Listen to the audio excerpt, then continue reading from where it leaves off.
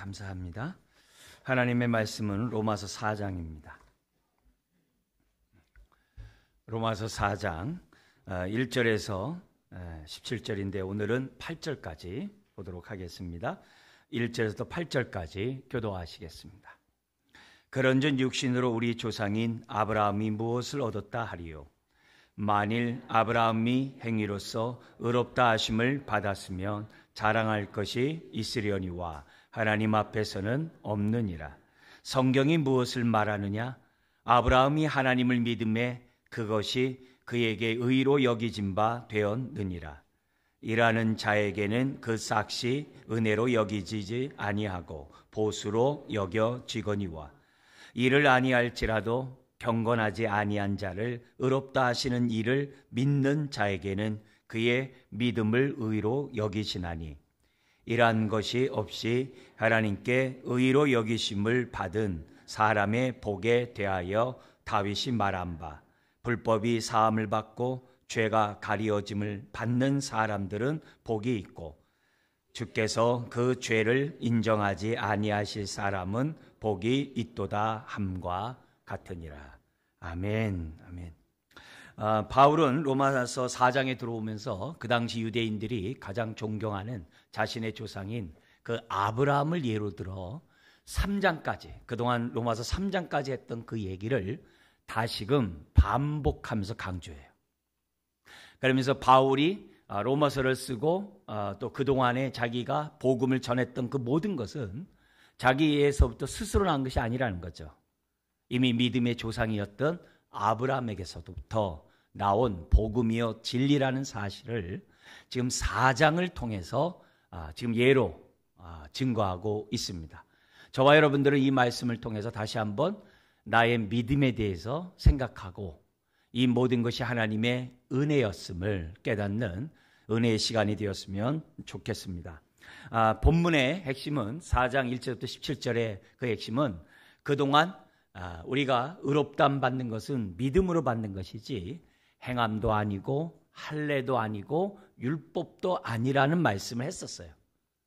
그 얘기를 또다시 4장 1절부터 17절에 들어와가지고 반복을 해요.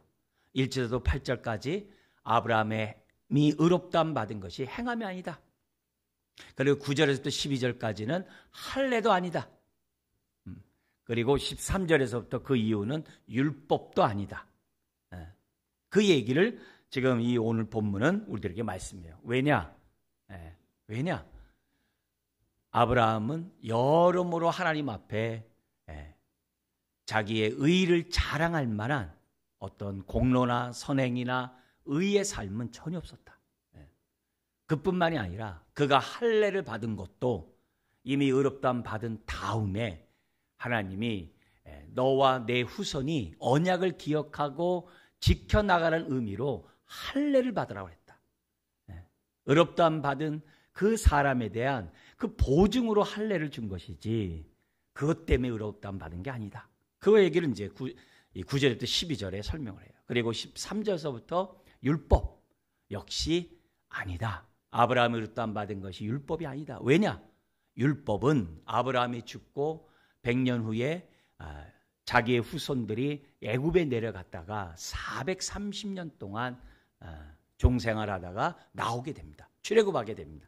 그리고 나서 모세를 통해서 전파된 것이 증거된 것이 바로 율법이 아니냐. 그러니까 아브라함과 그 약 550년의 차이가 나거든요. 그때 율법이 주어진 것이지 아브라함 때는 율법이 없었다. 그 얘기를 설명하면서 아브라함이 의롭다함 받은 것은 믿음으로 하나님의 약속을 믿음으로 의롭다함을 받았다는 사실을 오늘 이 4장은 역사적 인물을 통해서 우리들에게 증거하고 있어요. 그런데 아브라함만 그러냐? 다윗도 그렇다. 그 얘기가 오늘 본문에 있기 때문에 오늘 이 말씀을 생각하면서 저와 여러분들이 신앙생활 할 때 오직 의인은 무엇으로 살라고요? 믿음으로 살리라. 그 말씀을 다시 한번 생각하고 우리가 어떻게 믿음의 삶을 살아가는지를 계속 알아봤으면 좋겠습니다. 여러분, 우리가 믿음으로 의롭다함 받는 이것, 우리가 이 의롭다함 받는 이것이 뭐냐? 하나님의 하늘 법정, 마지막 그 판결에서 무죄를 선언하는 게 의롭다함을 받는 거예요. 엄청난 사건이죠. 그러니까 하나님이 선언하면 이게 끝이에요. 더 이상 이 일을 제기할 수 없어요. 근데 믿음으로 의롭다함 받는 이 칭의, 좀 어려운 말입니다만 교회에서는 사용해요. 또 이걸 합쳐서 이신칭의, 믿음으로 말미암아 의롭다함 받는다. 그래서 이신칭 어려운 말입니다만 어쨌든 그래도 한번 이렇게 기억하는 것도 괜찮아요. 근데 이 의롭다함 받은 이것이 단순히 무죄 선언으로 끝난다고 생각하면 안 돼요. 성경은 의롭다함 받은 자들을 뭘 삼으려고? 하나님의 자녀요, 후사요, 상속자로 삼는 것. 그것이 뭐예요? 의롭다함 받음 안에 있는 거예요. 그걸 잊으면 안 돼요. 그래서 의롭다함 받으면 하나님이 저와 여러분들을 어떻게 돼요? 하나님 대하듯 대하는 거예요. 좀 이상하죠? 다시 말하면 죄가 없는 자처럼 대하는 거예요.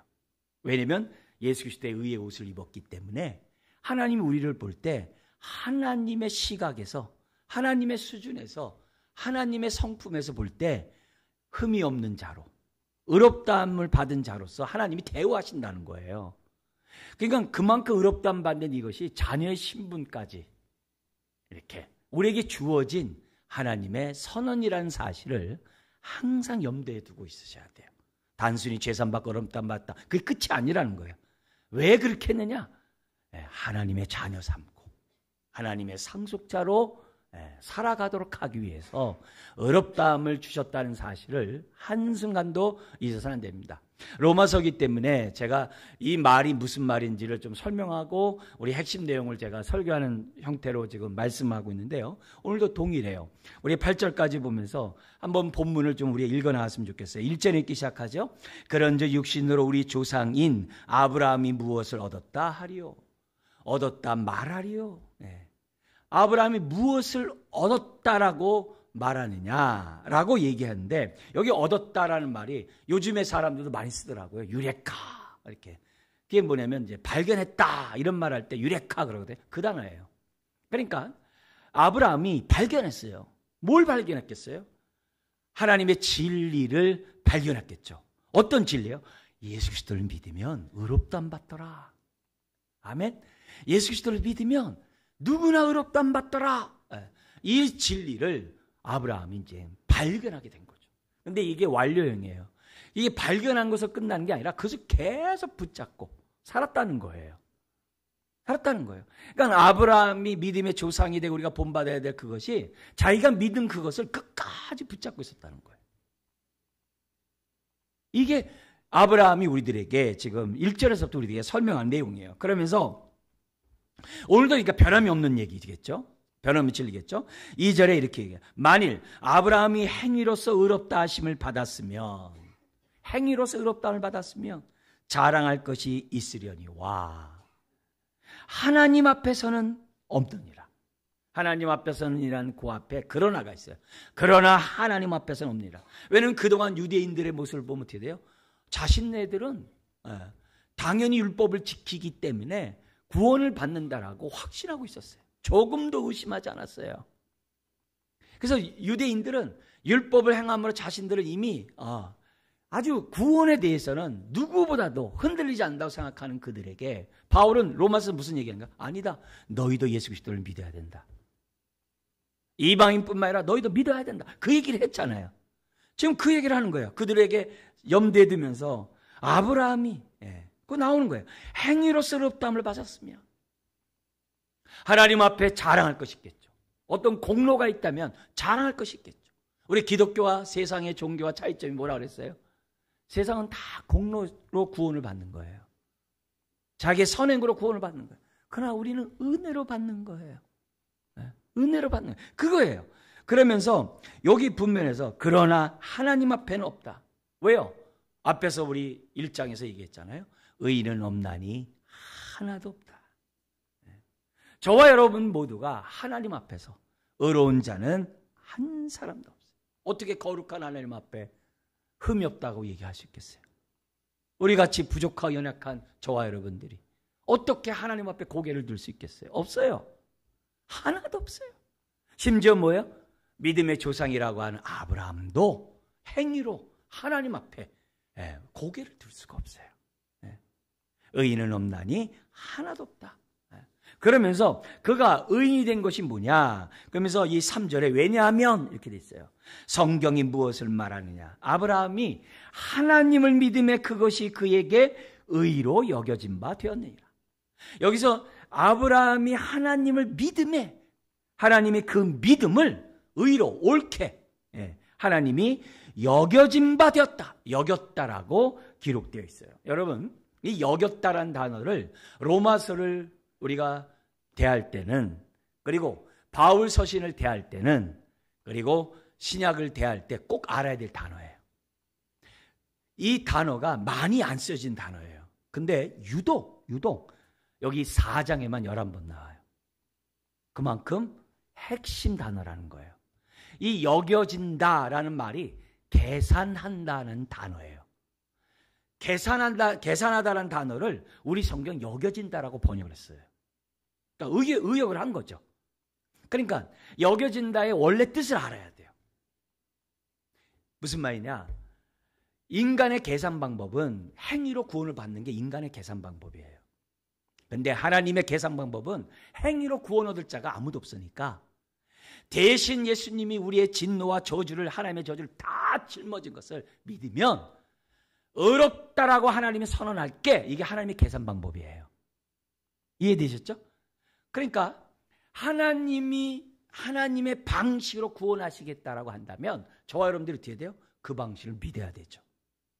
왜요? 천국에 갈 수 있는, 구원을 받을 수 있는 길은 하나님 외에는 없으니까.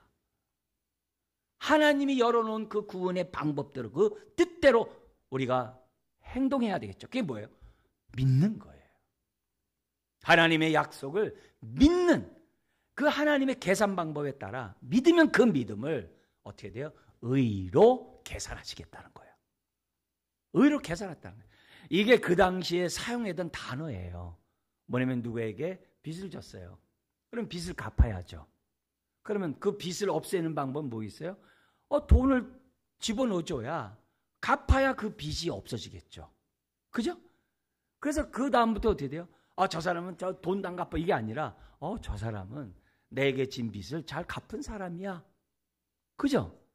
빚을 안 갚으면 그게 죄인이고 빚을 갚으면 의인인 거예요.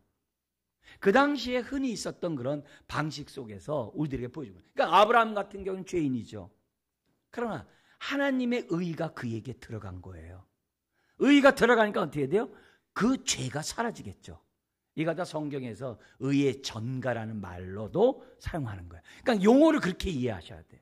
그러니까 그래도 여전히 제가 죄인인, 그렇죠. 육체가 있는 한 탐욕 있고 정욕 있고 교만하기 때문에 늘 죄 가운데 있죠. 그러나 우리는 신분으로 예수 그리스도를 믿으면 하나님의 자녀가 돼요.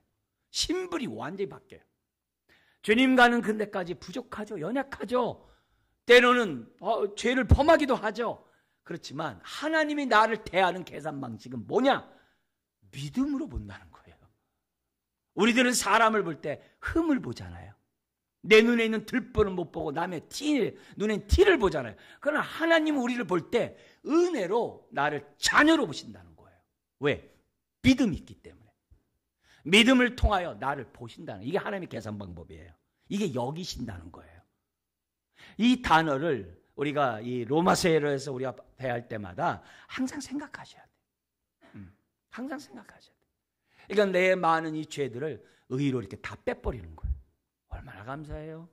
그죠? 자, 근데 지금 1절, 3절까지는 아브라함이고, 그리고 4절부터 5절까지는 이 얘기를 다시 일반적 예를 통해서 얘기한 다음에 그 똑같은 얘기를 6절부터 8절까지 다윗에게 적용해. 그러니까 세 부분으로 나눠져서 이렇게 설명을 하고 있는데, 지금 먼저 우리가 3절까지 나와 있는 내용을 우리가 좀 주목할 필요가 있어요. 여기서 3절에 아브라함이 믿었다 그랬어요. 그러면 우리가 아브라함이 하나님의 약속을 믿었기 때문에 의롭다는 바가 이게 넘어가요. 그러다 보면 우리가 어떻게 돼요? 그냥 내 신앙 생활에 적용하지 못하고 이 말씀이 나에게 유익이 되고 확신이 되고 능력이 되지 못하고 그냥 훅 지나갈 수 있어요. 그리고 오직 의인은 믿음으로 살아야 되는데 믿음으로 안 살아요. 에이, 나 같은 자를 하나님이 용서해 줄까? 벼룩도 낯짝이 있지. 내가 늘 하는 뜻대로 못 사는데 뭐 나를 무슨 용서해 주겠어. 심지어 내가 하는 기도를 뭐 들어줄까? 네? 내같이 이렇게 흠이 많고 이렇게 욕심 많은데 내 기도 들어줄까? 아니요. 오직 의인은 뭐로 살라고 그랬어요? 믿음으로 살라고 했는데 자꾸 수준으로 살라고 그래. 자신들의 어떤 그냥 행위로 자기신들을 자꾸 평가하려고 그래. 하나님은 나를 믿음을 통해 보는데 나도 나를 믿음으로 계산해야지. 근데 그러질 않아요. 왜 그런가? 그냥 머리로 듣고 그냥 지식으로 흘려버렸기 때문에.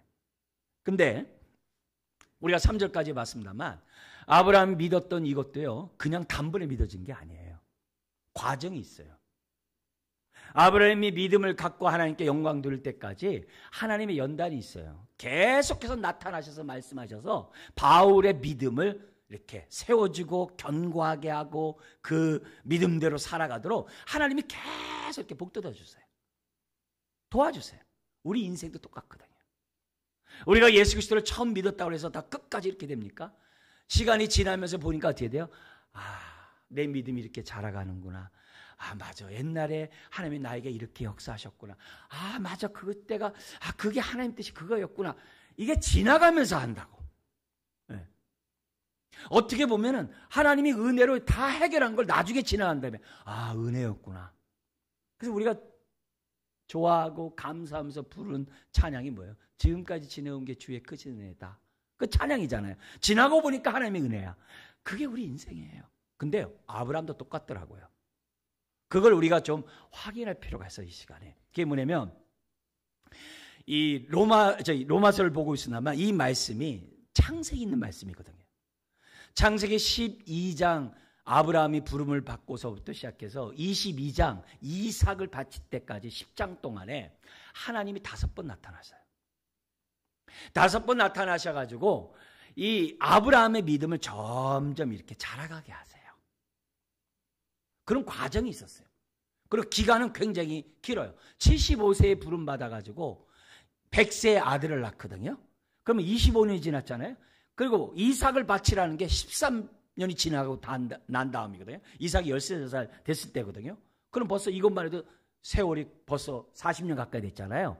그 정도의 믿음의 하나님의 돌보심 속에서 그런 믿음을 가진 거예요. 저와 여러분도 마찬가지잖아요. 예수 그리스도를 복음을 듣고 아멘 믿는다고 해가지고 내 믿음이 다가 아니잖아요. 끊임없이 믿음이 자라가고 지나고 보니까 나 멀었네. 또 지나고 보니까 어떻게 돼요? 아이고 은혜 없이는 살 수 없네. 이게 우리잖아요. 아브라함도 똑같다는 거예요. 그런 의미에서 아브라함의 믿음을 하나님이 5번씩 나타나서 어떻게 세워갔는지를 눈으로 확인할 필요가 있어요. 여러분 성경 창세기 12장을 펴주시기 바라요. 그래서 이 5번에 나타나셔서 하나님이 약속의 말씀을 똑같은 말씀을 계속 하세요. 근데 점점 깊게 얘기하세요. 12장 1절 4절을 보시면 이렇게 돼 있어요. 이때가 뭐냐면 처음 부름받았을 때 아브라함의 모습입니다. 1절에 아브라함이 나타나셔가지고 너희 고향과 친척 아비집을 떠나 내가 너에게 보여줄 땅으로 가라. 어딘지도 모르는데요. 따라오라는 거예요. 그러자 뭐냐면 2절에 이렇게 얘기해요. 따라오는 그 아브라함에게 뭐라고 하냐면은 내가 너로 큰 민족을 이루겠대요. 지금 아브라함은 75세가 되고 부인은 65세가 되었는데 자식이 없었어요. 후사가 없었어요. 근데 자식이라도 한 명이라도 있는 다음에 내가 너로 큰 민족을 이루겠다면 믿어지죠. 왜? 근거가 있으니까. 바랄 게 있으니까.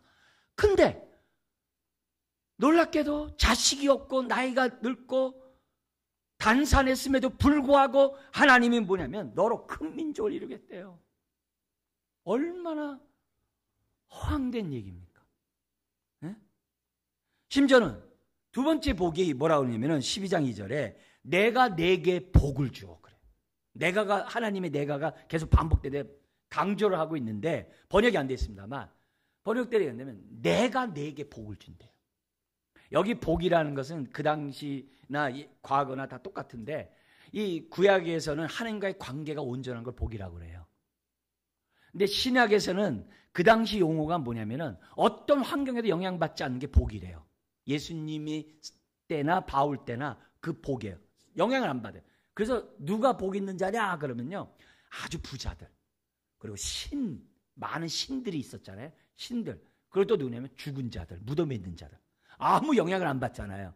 그런 자들이 복이 있다는 게 예수님 당시에 복에 대한 개념이에요. 근데 둘을 연결하면은 예수님이 그 복에 대한 얘기하면서 무슨 얘기하면 누가 복이 있느냐?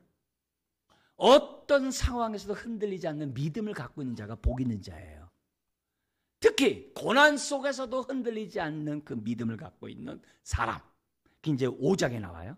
그런 사람이 복 있는 자예요. 그걸 예수님이 가르쳐줬고 제자들이 가르쳐줬고 바울이 설명하고 있고 그러거든요.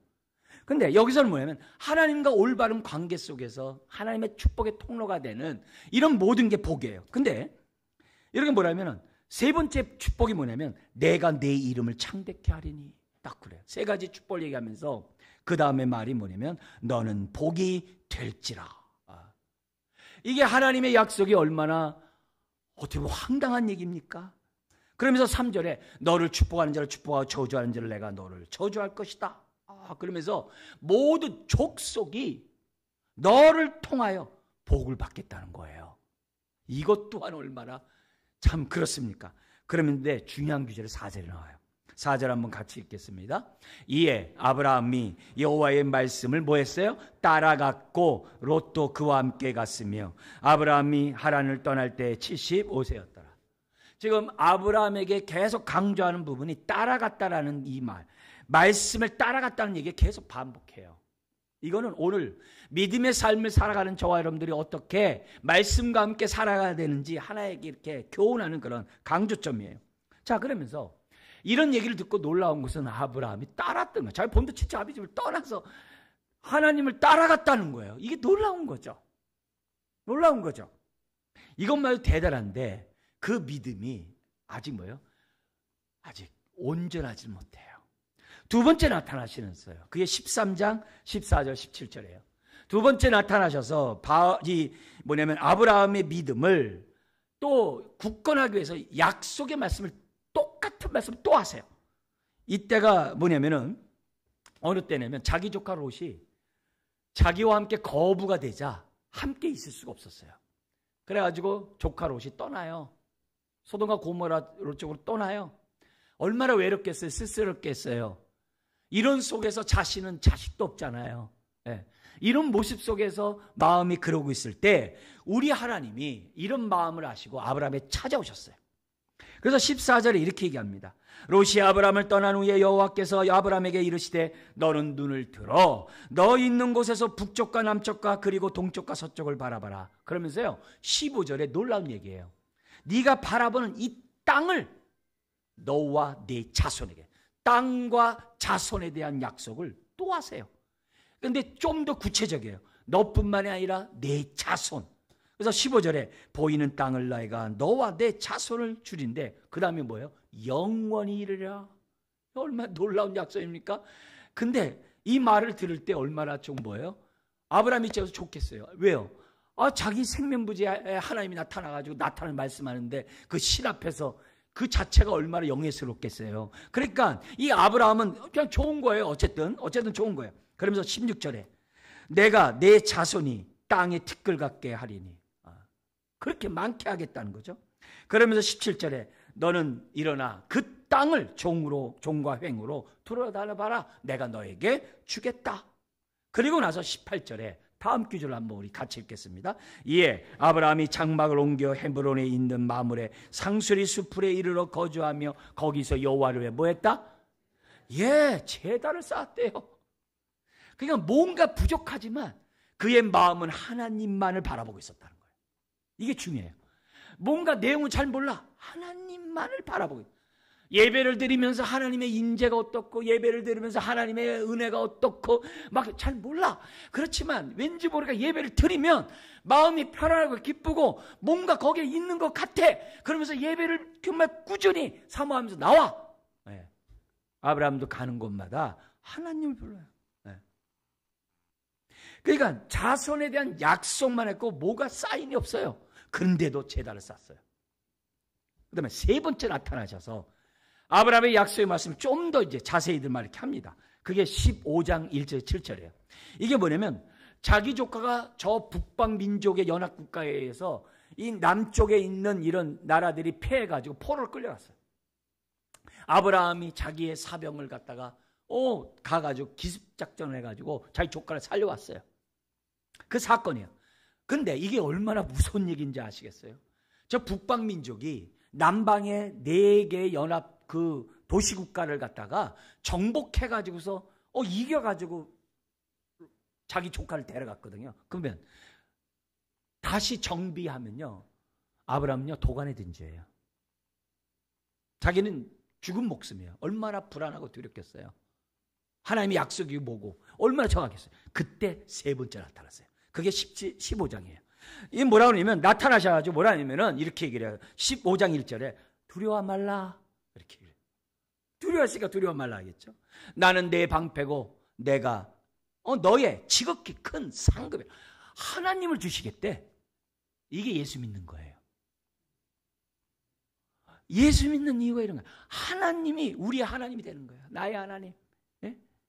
그러면서 자손뿐만이 아니라 하나님 자신을 우리에게 주시겠다라고 얘기를 해요. 그러니까 3번째 나타나니까 이제 아브라함도 벌써 세월이 지났잖아요. 자기가 그동안에 의심하고 불만이고 불평스러운 걸 얘기합니다. 2가지 얘기를 다 해요. 뭐냐면 자식과 땅 얘기를 합니다. 그래서 2절에 이렇게 해요. 약속만 하는 하나님 앞에 불만을 딱 얘기를 해요. 나는 자식이 없사오니 주 여호와여 무엇을 내게 주시려 하니까 나는 자식이 없사오니 나는 이 종 엘리에셀 뿐입니다. 그러면서 3절에 나에게 씨를 주지도 않았습니까? 자기 그 의심스러워 불만스러운 얘기를 우리도 마찬가지잖아요. 신앙생활하고 보면 하나님 진짜 살아계신 거 맞아요? 하나님 내 기도 듣는 거 맞아요? 나와 함께 하는 거 맞아요? 얼마든지 있잖아요. 지금 그런 얘기하는 거예요. 그러니까 여기서 하나님의 약속이 좀 더 발전돼요. 4절을 보십시오. 같이 한번 읽겠습니다.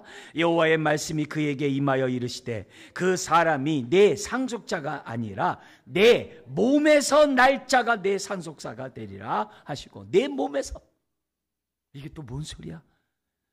나이가 지금 이렇게 80이 너무 이런 상황에서 무슨 내 몸에서라니? 그러면서 5절에 다시 아브라함의 믿음을 북돋아줘요. 그래서 바깥으로 데려나가지고서 하늘의 별을 봐라. 네 자손도 이와 같으리라. 참 이상한 얘기하고 믿음의 한계를 자꾸 시험하는 그런 얘기들만 하세요. 근데 하나님 말씀하시는데 어떡하겠어요? 받겠죠. 그러니까 여기서 뭐냐면은 이런 속에서 6절에 오늘 로마서 4장 3절에 인용한 귀절이 여기서 나오는 거예요. 그죠? 그러니까 앞에 벌써 이 사건들이 있었어요. 6절 거기 우리 한번 보면은 이렇게 돼 있어요. 아브라함이 여호와를 뭐 했다고요? 믿음. 여기서 아브라함 믿음이 처음 나와요. 성경에. 따라간 거하고 믿었다는 것은 좀 더 능동적으로 거기에 대해서 믿음을 갖는다는 거죠. 그래서 여호와께서 이 믿음을 그의 의로 여기시고 이게 하나님의 계산 방법이에요. 의로 여기시고 할렐루야죠. 그러니까 아브라함 믿음은 바랄 수 없는 중에서도 바라는 그런 믿음을 갖고 있었다는 우리들에게 보여주고 있는 거예요. 그게 오늘 본문 인용이에요. 그러면서 7절에 이렇게 얘기를 해요. 뭐라고 하냐면 나는 이 땅을 너에게 주어 영원토록 너의 소유로 삼게 주겠다. 그러니까 뭐냐면 아브라함이 또 뭐예요? 의심하고 불만스럽고 불평스럽고 이랬던 얘기를 이제는 또 뭐예요? 아까 자신 얘기했잖아요. 이제 땅 얘기예요. 그래서 8절에 이렇게 얘기를 해요. 뭐라고 하냐면 내가 무엇으로 알리까? 이렇게 얘기를 해요. 하나님이 땅 주신다는데 내가 뭘 알아요? 이렇게 얘기를 해요. 그러니까 하나님이 그래? 내가 이 약속을 내가 얼마나 철저히 지키는지 아느냐? 해가지고 그 당시 사회에 있었던 계약하는 방식을 도입을 해요. 그 방식이 뭐냐? 이 두 나라가 있으면 강한 나라와 약한 나라가 이렇게 관계를 맺어요. 화친을 맺어요. 그러면요. 강한 나라가 와 약한 나라가 짐승을 갈라놓고 그 사이로 지나가가지고 만약에 약속 어기면 이렇게 될 것이다. 이 말은 뭐예요? 반드시 지키겠다는 거예요. 그래서 하나님과 아브라함과 그 똑같은 방식으로 지금 뭐예요? 약속을 체결하는 거예요.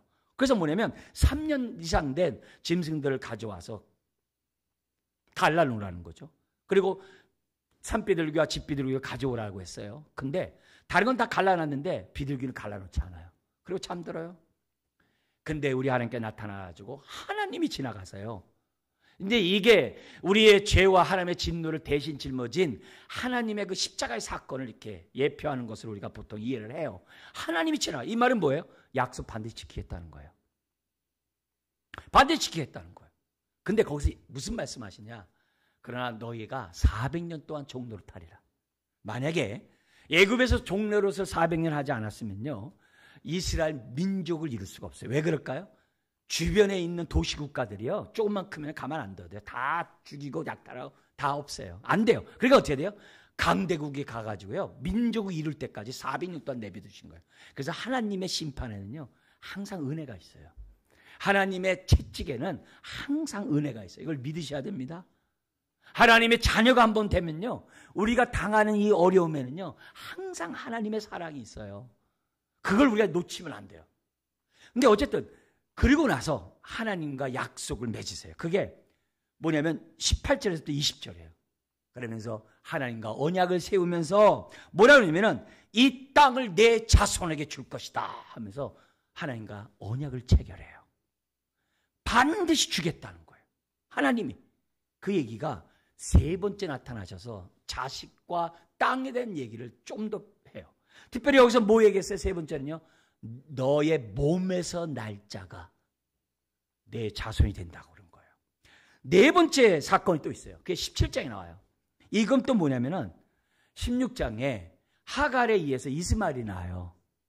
이스마엘이 태어나요. 근데 그런 상황 속에서 하나님이 99살에 애 낳기 1년 전에 나타나시고 네 번째 약속의 말씀을 또 해요. 24년이 지난 다음에 또 해요. 그게 17장에 나와요. 거기 보면은 17장에 뭐라 그러냐면 이렇게 해요. 1절에 딱 나타나. 나는 전능하신 하나님이다. 이게 또 웬 또 뭔 소리예요? 이게 뭐냐면 나는 너 씨를 통해서 아이를 낳을 수 있다는 그 표현이겠죠. 나는 전능자다. 너는 내 앞에서 완전히 행하라. 내 말을 믿으라는 얘기죠. 그러면서 2절에 내가 내 언약을 나와 너 사이에 두어 너를 크게 번성하게 하리라 하시니.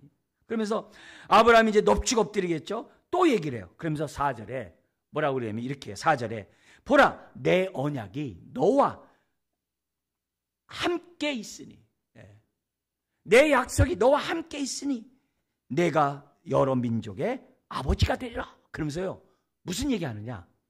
이제는 네 이름이 아브라함이 아니라 아브라함, 모든 민족의 아버지라는 아브라함이 이름을 바꾸라는 거예요. 사라는 모든 여자의 어미가 된다는 거죠. 이름을 바꾸라는 거예요. 그러면서 너를 심히 번성하게 할 것이다. 그러면서 7절, 아주 중요한 얘기예요. 그게 여기서 나온 얘기예요. 로마 4장에 나온 얘기예요. 7절에 이런 얘기를 합니다. 같이 읽어볼까요?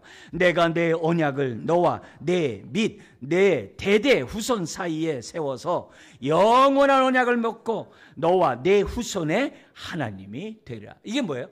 아브라함이 할례자의 조상일 뿐만 아니라 무할례자의 믿음의 조상이 된다는 말이에요. 그 말이 여기서 약속되어 있는 거예요.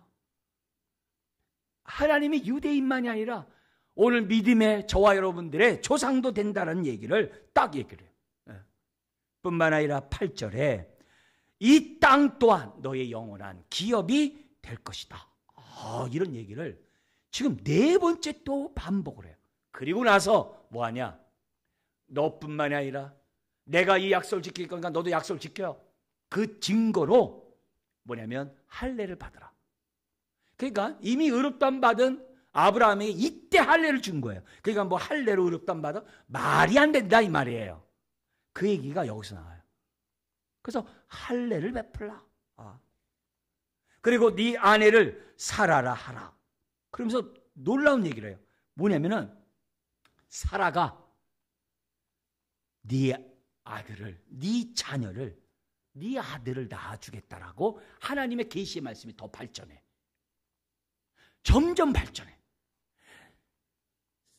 하갈에 의한 이스마엘이 아니라 사라에 의한 이삭이 태어날 것이라고. 이름까지 져줘요. 그런 일이 여기서 나요. 그러니까 아브라함이 웃어요. 헛웃음을 재. 이 나이에 무슨 애를. 내가 100세가 되고 내 아내가 90세가 되는데 이 나이에 무슨 애죠? 푸 하고 웃는 거예요. 그렇지만 하나님이 얘기합니다. 19절에 내 아내 사라가 내게 아들을 낳으리라. 아멘. 이게 네 번째 하나님이 나타나서 아브라함의 믿음을 계속하는 거예요. 그러니까 보세요.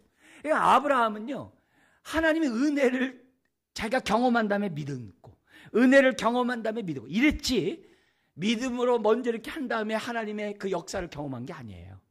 우리도 마찬가지잖아요. 지나고 보니까 다 은혜였구나. 아멘. 여러분이 이 자리에 나온 것도 하나님의 은혜인 줄 믿으시기 바랍니다. 그러다가 나중에 시간이 더 지나가잖아요. 이게 또 은혜였구나. 그게 생을 다하는 그때까지 계속 고백할 거예요. 아브라함처럼. 자, 다섯 번째 나타나서 말씀하신 게 있어요. 그게 뭐냐면 22장 16절에서 18절이에요. 100세 얻은 이삭을 갖다가 번제물로 바치래요. 근데요, 아브라함이요, 이삭을 바쳐요. 이삭을 바쳐요. 그때 하나님께서 예비한 짐승을 통해 번제물 드리고, 하나님이 뭐라고 그러냐면은 내 아들, 내 독자도 아끼지 아니하였은즉. 아까 했던 얘기 똑같이 해요. 내가 내게 큰 복을 주고 내 씨가 크게 번성하여 이 모든 땅을 정복하게 될 것이라고 말씀하고 있어요. 결국 뭡니까? 아브라함의 믿음이 단번에 된 것이 아니에요. 그리고 나중에 이 이삭이 딱 사라가 태어났을 때, 물론 이 사라도 웃었거든. 아예 사라는 아주 비웃었죠. 근데 애가 태어나자마자 이삭을 딱 보자마자 어떻게 돼요? 이삭 그랬어요. 근데 이삭이 뭐예요? 웃음이에요. 그러니까 하나님이 굉장히 위트가 많으세요. 그래서 결국 사라와 아브라함은 진짜 웃음을 웃게 됐던 거예요. 할렐루야. 우리 삶도 마찬가지예요. 지나가 보면요, 이제 웃을 일만 남은 거예요. 우리가 몰라서 그렇지. 지금 너무 힘들어도요, 웃을 일이 있음을 믿으시기 바랍니다. 힘들고 괴로워도 웃을 일이 있는 거예요. 그걸 보인 거예요. 이걸 볼 때 우리가 지금 1절 3절까지 나온 얘기가 뭐예요? 아브라함이 행위로 의롭다함 받은 것이 아니라는 거예요. 뭘로 의롭다함 받았다고요? 약속을 믿음으로 의롭다함을 받은 거예요. 그리고 하나님이 그 믿음을 의로 여긴 거지 행위를 의로 여긴 게 아니에요. 자, 그리고 나서 이 얘기를 다시 본문으로 돌아오세요. 로마서 4장 4절로 들어오세요. 들어오니까 그 당시 일반의 비유를 통해서 얘기를 해요. 그게 뭐냐면은 일하는 자의 비유예요. 여러분, 일하면 여기 일은 그냥 일이 아니라 수고의 일이에요. 아주 수고의 일을 하면 싹을 받아야죠. 받기까지는 빚이죠. 빚을 받아야죠. 근데 일을 하지 않고 싹을 받으면 어떻게 돼요? 은혜죠. 똑같다는 거예요. 우리가 의의 삶을 살지 않고 행위의 삶을 살지 않고도 의롭담 받는다고 한다면 그건 어떻게 돼요? 은혜죠. 근데 내가 열심히 공로의 삶을 산 다음에 안 주세요? 그러면요, 그건 은혜가 아니죠. 그죠? 그게 4절 5절에 나와 있는 얘기예요. 근데 이게 비슷한 얘기를 예수님이 하셨어요. 포도원의 품꾼에 비유해서 하셨어요. 뭐냐면 천국은 이와 같다 하면서 20장에 마태복음 20장 1절에 이렇게 얘기를 해요. 포도원에 천국은 마치 품꾼을 얻어 포도원에 들여보내려고 이른 아침에 나간 집주인과 같으니 하면서 얘기가 시작되네요. 그러면서 뭐냐면 품꾼들에게 하루에 그 당시 품삯, 하루 품삯 한 데나리온을 약속하고 사람을 들여놓습니다. 포도원에. 그리고 나서 그 위에 어떻게 돼요? 제3시에 나가니까, 오전 9시 나가니까 또 있어요. 그래서 그 당시 하루 벌어 사는 세상이기 때문에 또 들여보내요. 그 다음에 또 어떻게 돼요? 12시에, 오후 3시에 가도 또 있는 거예요. 근데요, 이제 일이 끝날 오후 5시 다 끝났어요, 이제. 끝나는 그 상황에 누가 또 있어요. 그래서 왜 여기 있느냐? 그러니까 그 사람이 얘기해요. 누가 나를 써주는 사람이 없어서 여기 있습니다. 그러니까 그 집안 다 굶는 거예요. 너 빨리 포도원에 들어가라. 그러고 나서 하루 품삯 한 데나를 주는 거예요. 그러니까 먼저 온 사람들이 5시에 들어왔는데 한 데나를 줘? 나는 많이 받겠네. 근데 자꾸 하나밖에 안 주는 거예요. 그러니까 뭐라 그래요? 불평을 하는 거죠. 그러니까 우리 주님이 그런 거예요. 너 나랑 약속하지 않았냐? 하루의 품꾼이. 여기서 우리들에게 주는 메시지가 그거예요. 오늘도 우리들이 신앙생활하면서 믿음의 삶을 자꾸 행함으로 믿음의 삶을 하려고 하는 사람이 있어요. 예수 믿음 구원의 확신이 있고 우리가 살아가야 되는데 내가 뭔가 하나님 앞에 뭔가 바쳐야 되고 뭔가 헌신해야 되고 뭔가 이렇게 해야지만 구원을 받을 줄로 착각을 한 사람들도 여전히 있어요. 하나님 앞에 내가 응답받는 것도 무슨 보상으로 응답받은 사람도 있어요. 내가 수고의 보상으로 내가 하나님의 축복을 받는다고 생각하는 사람들이 있어요. 아니에요. 아니에요. 그러면서 6절에 8절 읽기 시작을 해요. 거기 번역이 안 됐습니다만 완전히 똑같이란 말이 있어요. 지금 이 비유가 완전히 똑같이 뭐가 있냐면 6절에 나오는 거예요. 일한 것이 없이 하나님께 의로 여기심을 받는 사람의 복에 대하여 다윗이 말했다는 거예요. 그러면서 7절 8절이 시편 32편을 인용을 해요. 이 말이 무슨 말이냐면요, 32편이 회개시예요. 다윗이 하나님의 죄 때문에 회개하지 않았을 때 너무나도 고통을 당했어요. 근데 하나님의 은혜를 믿고 하나님 앞에 나와 회개했더니 하나님이 모든 죄를 용서하시고 나에게 큰 기쁨을 주셨다. 그러므로 이스라엘 백성들아, 너희들이 회개할 기회가 있으면 그 기회를 사서 하나님의 은혜를 입어라. 그게 32편이에요. 그 중에 한 부분을 인용한 거예요. 근데 이게 싹스의 비유와 똑같다는 거예요. 완전히 똑같다는 거예요. 근데 다윗이 어떤 은혜를 받았느냐? 7절에 불법이 사함을 받고 죄가 가리워짐을 받은 자가 되었다는 거예요. 그리고 이 복이 있다는 게 제일 뒤에 있는 게 제일 앞에 있는 거예요. 복이 있도다, 불법이 사함 받고 죄가 가리워짐을 받은 자. 8절도 똑같아요. 복이 있도다, 주께서 그 죄를 인정하지 아니하는 자. 하나님이 그 죄를 계산하지 않는 자. 믿으면 계산하지 않으세요. 예수님이 다 지불했기 때문에. 아멘. 그런 자가 복이 있다라고 다윗이 이미 얘기했어요. 그러면 다윗이 경험한 이 복은 뭐예요? 단순히 믿고 구원받은 것뿐만이 아니라 그 이유도 오직 의인은 뭐로 말미암아 살리라?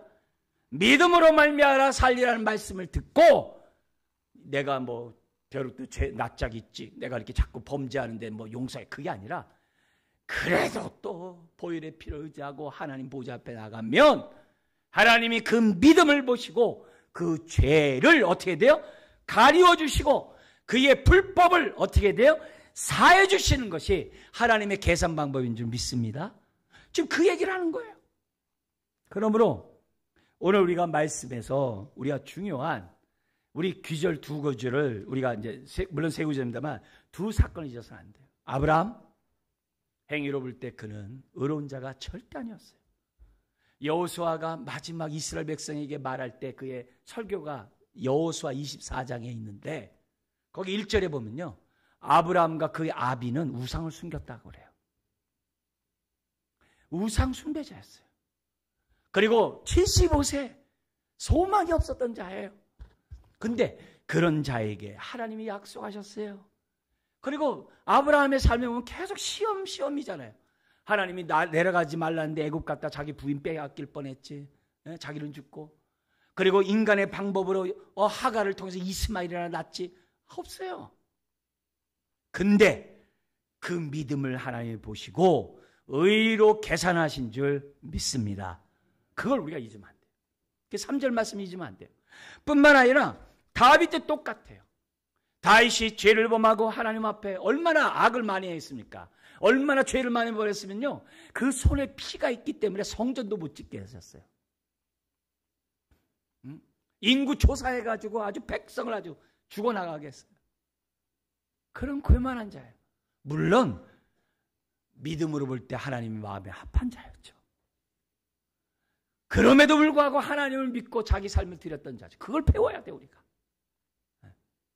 그런 자에게 하나님 어떻게 돼요? 회개할 때 하나님이 용서하는 복을 주신 줄 믿습니다. 더구나 저와 여러분들은 예수 그리스도 안에 거하게 하셨잖아요. 예수 그리스도 안에 있는 자들은 뭐예요? 다 주님의 보혈로 의의 옷을 입은 자녀인 줄 믿습니다. 이 축복이 얼마나 큰지는 로마서 5장이 얘기를 해요. 오늘 우리 그때가 보기로 하고 우리가 오늘 지금 구원받는 것을 끝나는 게 아니라 오늘 내가 하나님 앞에 범죄한다 할지라도 다윗처럼 하나님 앞에 나아가자 이게 믿음으로. 그러면 하나님의 계산 방법에 따라 오늘도 우리의 죄를 사하시고 가리워 주신 줄 믿습니다. 좀 믿음으로 입장에서는 뻔뻔해야 돼요. 뻔뻔해야 돼요. 하나님의 약속의 말씀 붙잡고 주여 이 말씀을 응하여 주시옵소서. 그래서 내가 이 복을 어떤 고난이 있고 어떤 어려운 상황이 있어도 흔들리지 않는 믿음을 갖고 살아가는 자 되게 하여 주시옵소서. 여러분, 일하는 자에게는 그 싹시 은혜가 아니라 빚을 받는 거예요. 그러나 일하지 아니하면서도 싹스를 받으면 하나님의 은혜인 줄 믿습니다. 우리가 믿음으로 구원받았다고 한다면 끝까지 하나님 내가 이렇게 했으니까 응답해 주세요. 제가 이렇게 하나님 앞에 내 삶 드렸으니까 저 축복해 줘요. 그러지 말고 나의 나됨은 하나님의 은혜임에 감사합니다. 또 지나고 보니까 다 은혜야. 다 감사야. 그래서 오늘도 또 믿음으로 주님만 바라보고 나아갑니다. 아브라함에게 하나씩 가르쳐줬던 것처럼 저에게도 알려주세요. 그런 마음으로 오늘 믿음으로 살아가는 저와 여러분들이 되어야 될 줄 믿습니다. 기도하겠습니다. 하나님 아버지, 오늘도 우리가 예수 그리스도의 십자가로 그 찢으신 육체를 통하여 하나님 앞에 나아갈 새롭고 산 길이 활짝 열리게 하시니 감사합니다. 주여, 다윗처럼 은혜의 보좌 앞에 나아가는 자들 되게 하여 주시고 나아가되 믿음으로 나아가는 자들 되게 하여 주시옵소서. 예수 그리스도를 통하여 주신 하나님의 그 복을 온전히 누리는 자녀들 되게 하여 주시옵소서. 아버지 하나님 은혜에 감격하며 감사하며 오늘도 예배합니다. 또 오늘을 살아갑니다. 역사하여 주옵소서. 감사하며 예수님의 이름으로 기도드리옵나이다. 아멘.